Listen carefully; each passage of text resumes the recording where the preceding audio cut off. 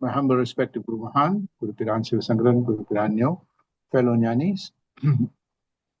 We are coming to the close, the end of the Katha Upanishad, and over the many months we have covered quite a lot of grounds. The whole idea of this scripture is to understand what happens, to understand the phenomena called death, and is there something in us that is transcendental to birth and death. And in this description, Lord Yama illumines Nachiketa, the young boy, on what this phenomena of death is, and particularly he gives a very detailed description of that self, what self really means. Right? So here, for most people, when they mean self, means it's their material identity or their ego, or they identify themselves as a material being. So in this scripture, it talks about, yes, there is this material identity. There is something which is also what we call the cosmic self, the individual self and the cosmic self. And he gave a lot of examples of the existence of the cosmic self in the deep sleep state, in the deep meditation state, and in all its state.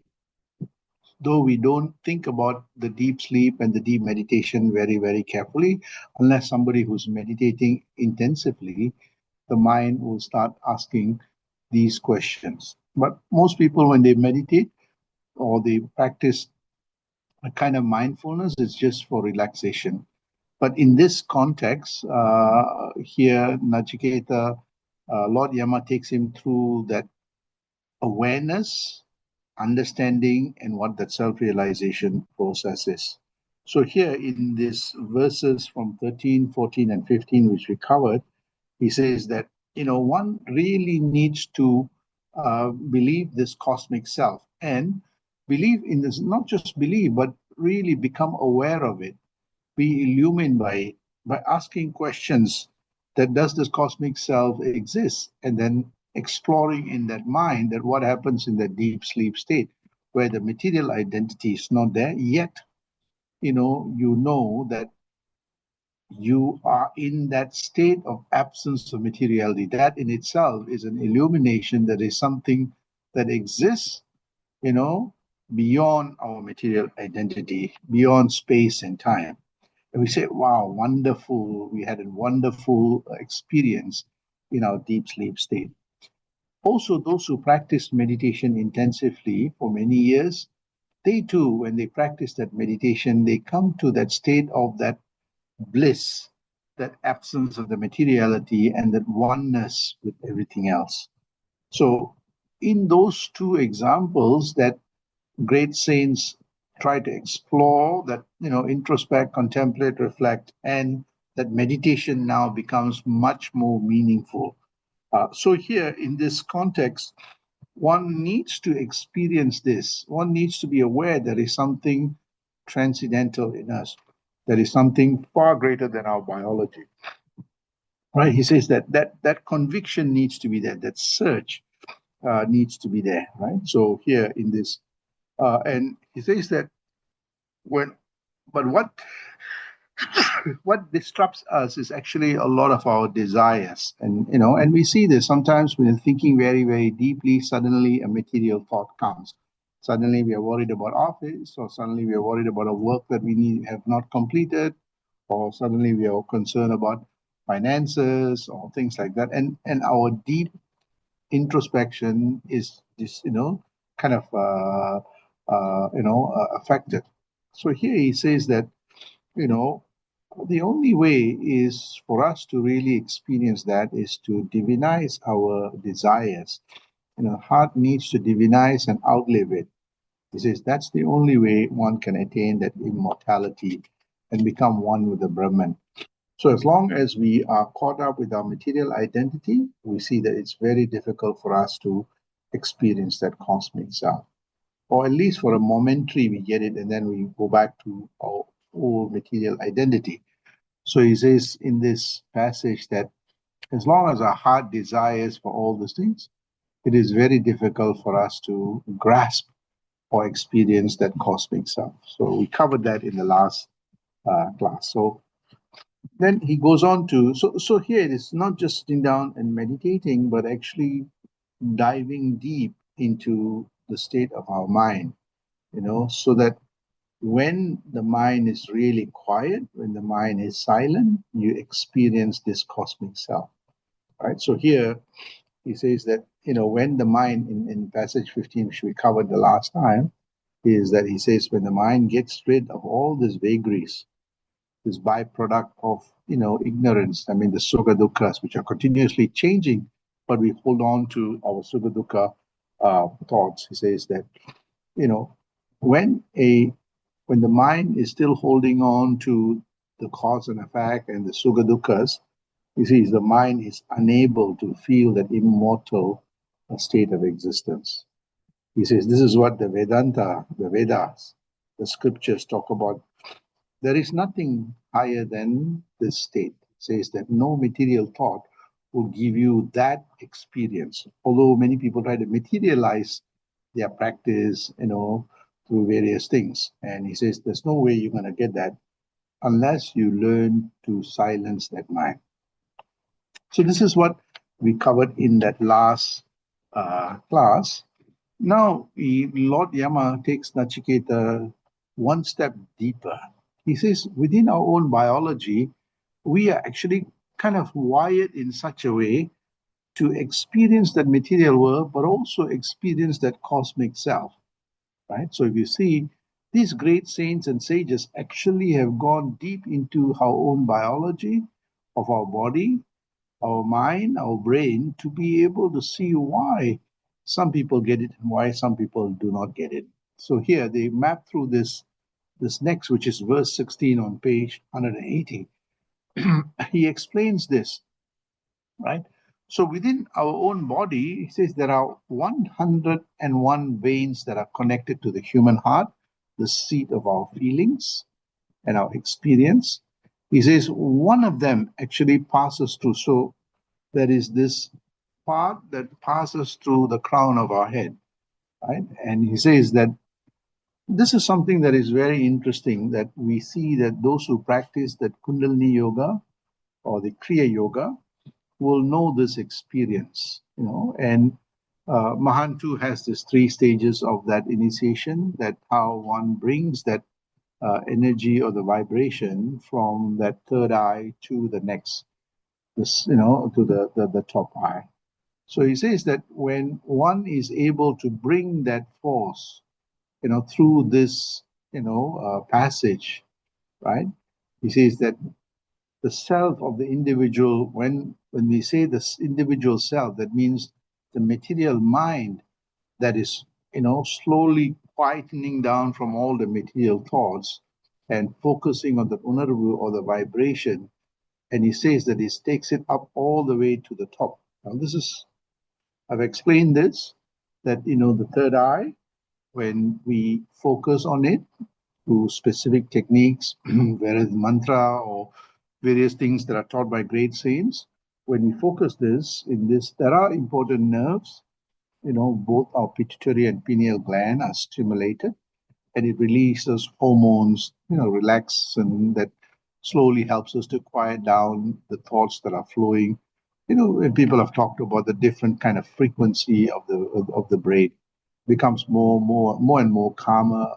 Our heartbeats become more slower, and you see that as you practice this for a long period of time, says that this self of an individual, that means the material mind, goes through this evolution through that focus on the vibration, and it attains that kind of a blissful state where it transcends that material identity, like as though you are kind of going up and then suddenly the floor just disappears and you're kind of suspended in that state of existence.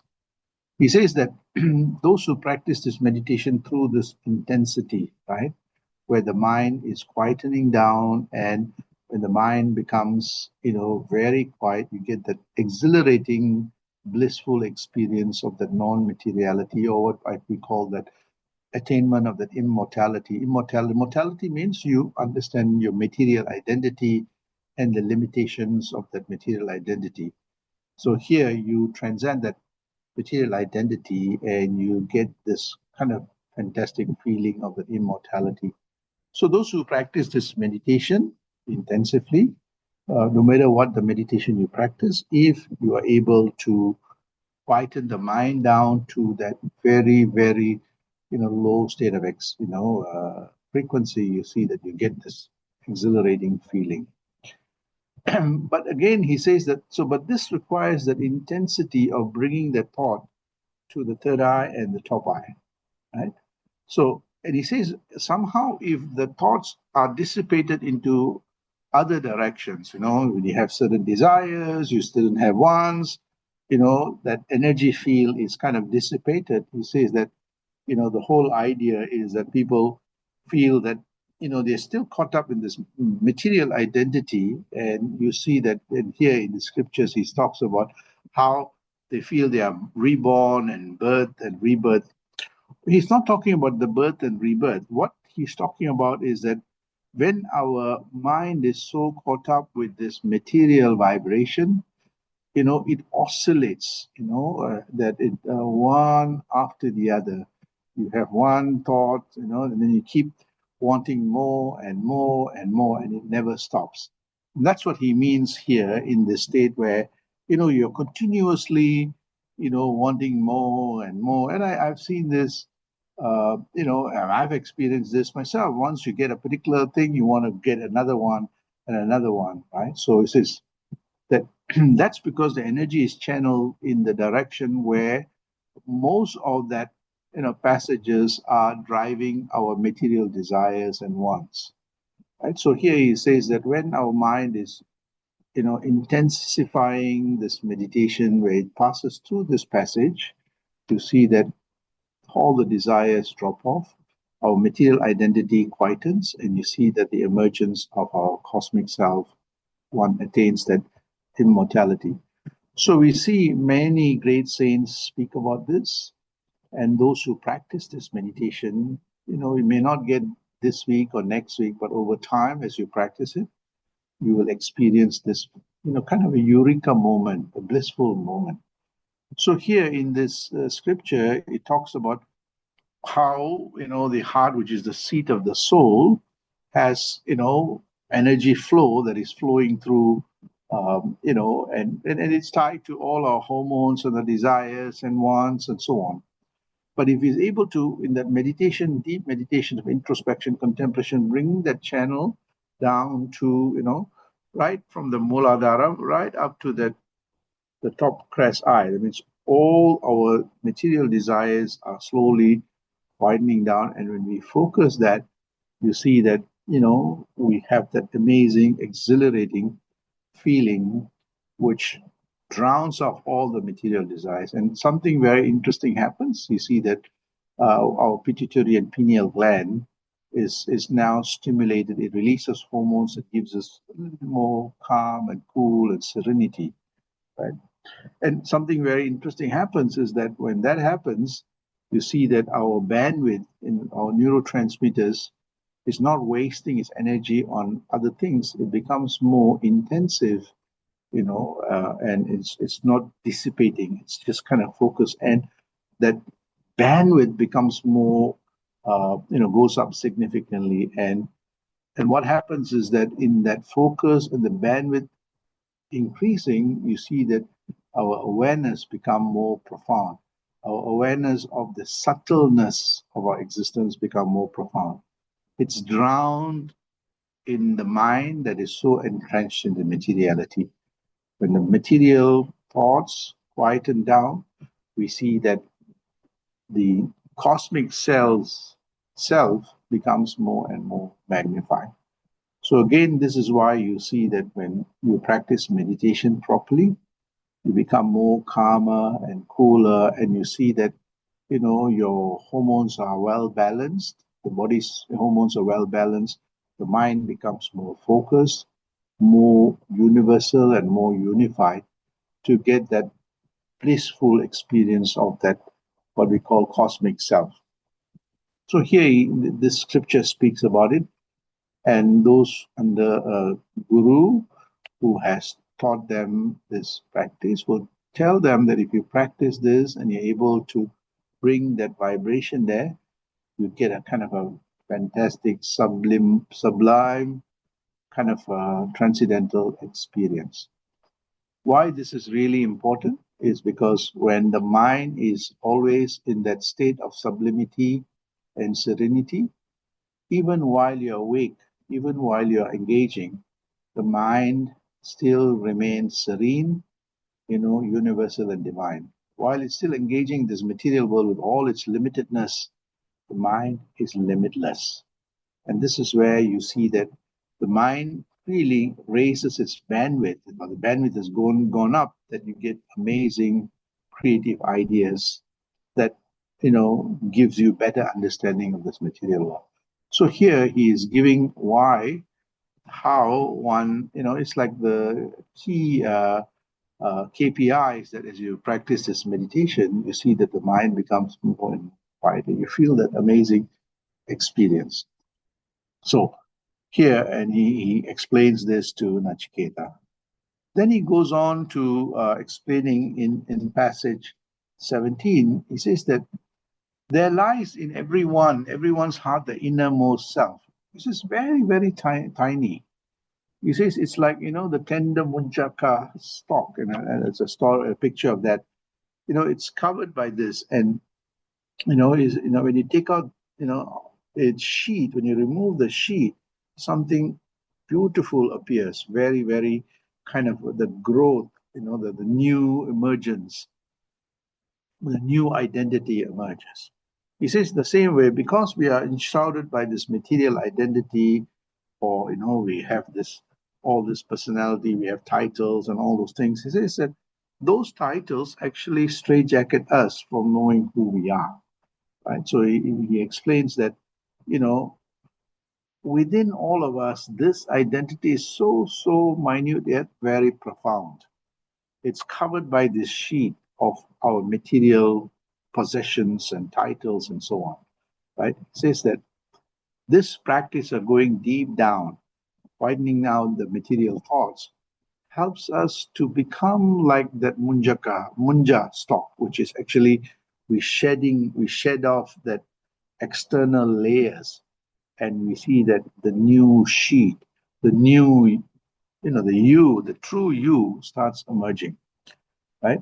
So he says, learn to separate that self from that body.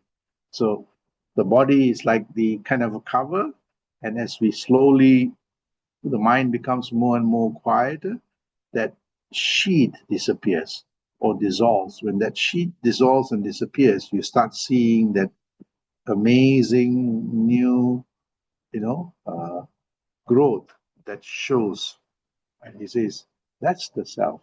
You see? So, and he says, learn to regard that self, thus separated from the pure and immortal. So as long as we are caught up in that sheet of materiality, the mind is caught up by that, it is very difficult for us to touch that, the inner realm that is within all of us. And he said, the day we start dropping off that sheet, the true self is revealed. And this is true, though, when you start practicing meditation, in the early days, you're still caught up by your material identity. As we intensify, Lord Yama tells to Nachiketa, that something that is already present in you starts emerging.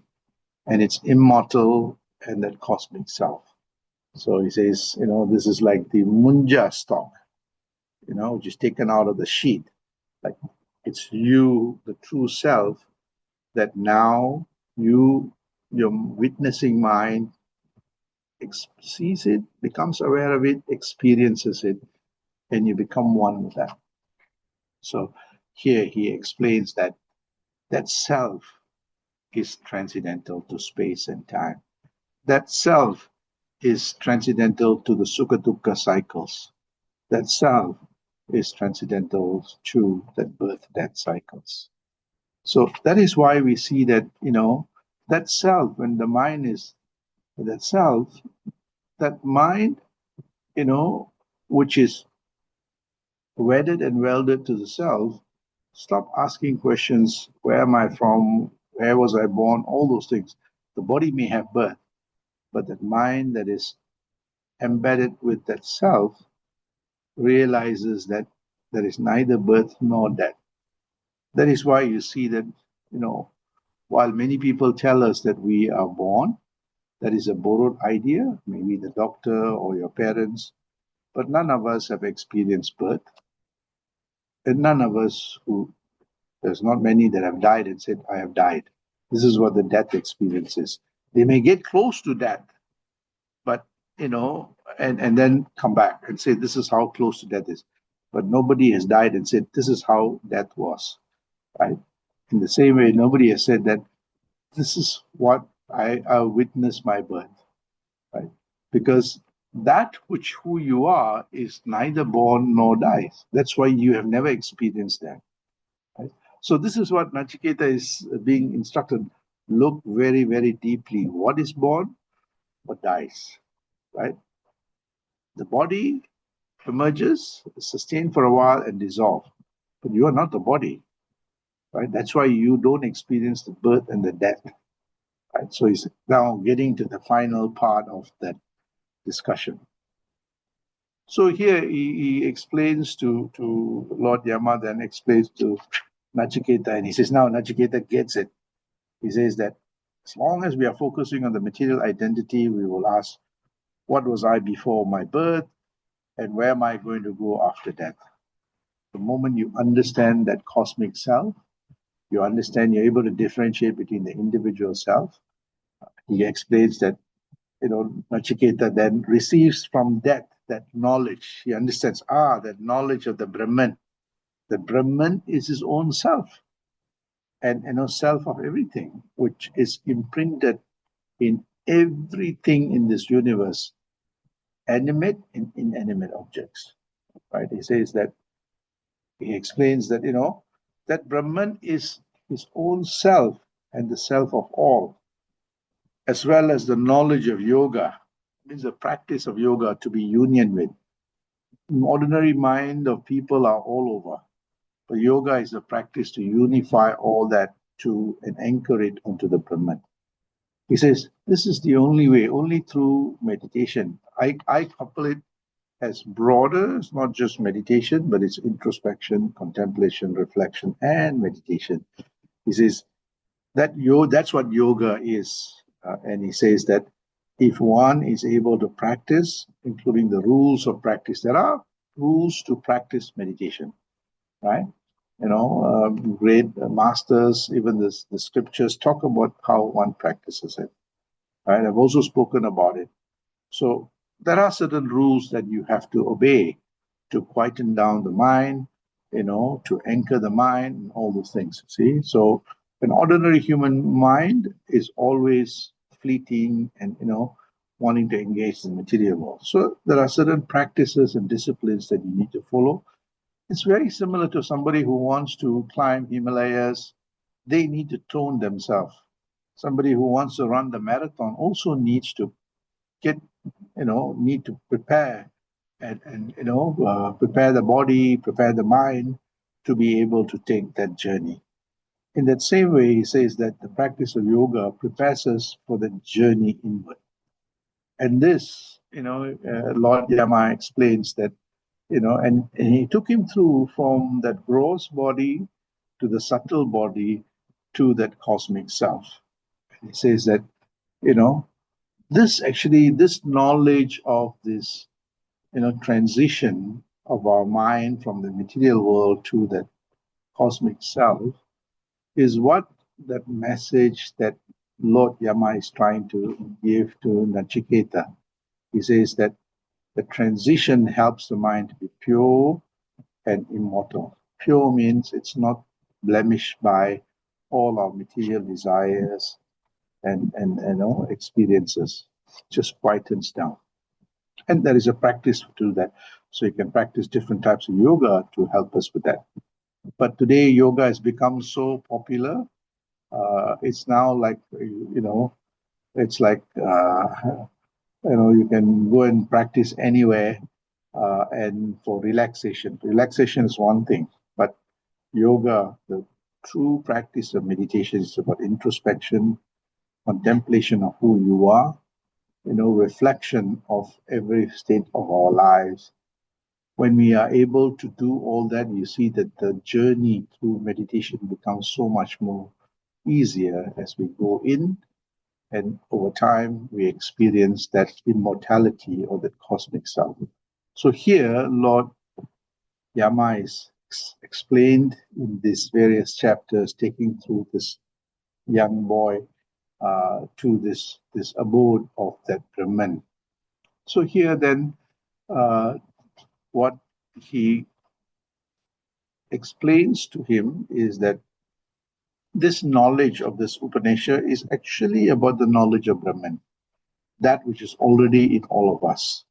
Somehow, our human mind has forgotten that. So it's searching for that in everything around us, in all the material things, in many, many places. So here it's explaining that actually the Brahman is everywhere. It is also core to us. Hence, when we realize this, we become free, we become pure.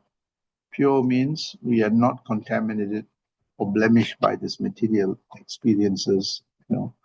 We go through ups and downs. He says, if we are able to attain that samatva, not impacted by the cycles, we attain immortality. So he then shows him this knowledge of that Upanishad, and the practice helps us realize our own self as the cosmic self, is the cosmic self. And that you are one with everything. It says Brahman, is the mightiest cosmos, and it's also the most minutest thing in this universe. It's embedded everywhere. In this, he says the Brahman's down to the tiniest blade of grass. Others say that actually it is the most minute, it's within the most minutest, including quarks and all those different elements of nature. So that introspection, contemplation makes us understand that oneness, and we realize that, becoming aware of it in the practice, our mind goes into that state, we experience that oneness. We become that transcendental nature. And he says that as there is no one else but you, there's nobody that can take you there except you. The guru can give you instructions, the teachers can give you, how to get there. The mentors can guide you up to a certain point. The coach can actually take you through, this is what you need to do. Ultimately, we have to walk that journey. We have to put it to practice. The gurus can write manuals after manuals on how to get there. Until we take the first step, we will not get there. So he says that there is no one else but you. It's us that has to make that journey. It's us that actually, when we take that journey, we become free from fear. We become free from attachment and become free from desires. We are not caught up by desires. We learn to divinize every state of our existence, every experience, and every desire. He says only when we do that, we become truly free. There are moments in our lives we get so attached to something. There are moments that we say, okay, we'll let it go, move on. Right? So he says that when we are truly free, when we actually are not afraid of anything, we're not attached to anything, and we're free from the desires. He says that's true freedom. And he says, when one attains that, that's what purity is, and that's what immortality is. So he says in this Upanishad, he teaches him how to become transcendental to the birth and the death cycle. And that requires us to become free, of all these limitations, pure and immortal. So this is what this Katha Upanishad tries to teach us. It says that the knowledge of the Brahman is the path to freedom, the Brahman that is embedded in all of us. that cosmic self that is embedded in all of us. That is the only path to that freedom, the purity, and that immortality. And this is what Lord Yama teaches Nachiketa, that coming back to the question of death, he understands. Birth and death is only a part of this material universe because time is embedded, and there are changes that takes place. But there is something that is a changeless substratum in us. There is something in us, a substratum that is not touched by space and time. He says, let the mind anchor on it. Let the mind, dissolve in it. And you see that the mind becomes transcendental and you're not tormented by death. And this is the essence of this Upanishad. Before I stop, next class, we started this lesson in March. In the next class, I will summarize 5 to 6 key essential concepts that we've been covering in this lecture series but 5 to 6 takeaways for us from this Upanishad, and how do we put it to practice in every facet of our lives, in our professional life, in our community life, in our family life. How do we have that lens of Nachiketa that was infused by this Brahman taught by Lord Yama? And those key takeaways that will help us live a transcendental, wonderful, and amazing life. So next week I will summarize that Katha Upanishad, all the things that we have covered over the last, I believe, about 6 to 7 months. So come for the class next week. You'll get a condensed version of the Katha Upanishad and key takeaways to improve our own quality and experience of this amazing journey called life. Sandosha.